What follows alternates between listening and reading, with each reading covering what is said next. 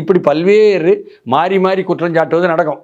நமக்கு அது முக்கியமே இல்லை, அதை கேட்டுக்கிடணும், அவ்வளோதான். ஆனால் நமக்கு தெரிய வேண்டியது உண்மை. அதை தெரிவதற்கான வாய்ப்புகளை எல்லாம் ஏன் விட்டுட்டீங்க? இப்பொழுது இதை எப்படி பார்க்க போகிறோம் என்பது தான். இதில் நிச்சயமாக தாவேக்கா தாமதம் வந்தாங்களா இருந்தால் நாங்கள் 3 மணிலேருந்து 10 மணி வரை கொடுத்துருக்கல, அதில் தானே வந்தோம் 7 மணிங்கிறது சொல்கிறாங்க. ஆனால் வெளி உலகில் மக்களுக்கு சொன்னது 12 மணிக்குன்னு சொல்லியிருக்காங்க.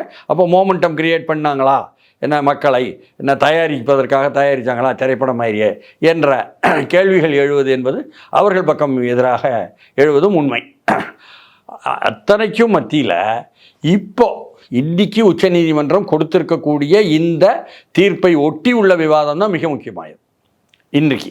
அதில் தான் வில்சன் சுட்டி காட்டுறாரு, ஏங்க இந்த மாதிரி போலி கையெழுத்துன்னு சொல்லி போட்டு 2 பேரும் இந்த ஜட்ஜ்மெண்ட் கொடுத்த பிறகு கொண்டு வந்துட்டாங்க உச்சநீதிமன்றத்துக்கு.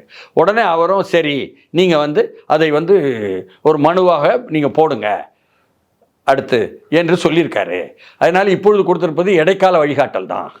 இந்த சிபிஐ என்பதோ இந்த வழிகாட்டலோ இது மாறலாம்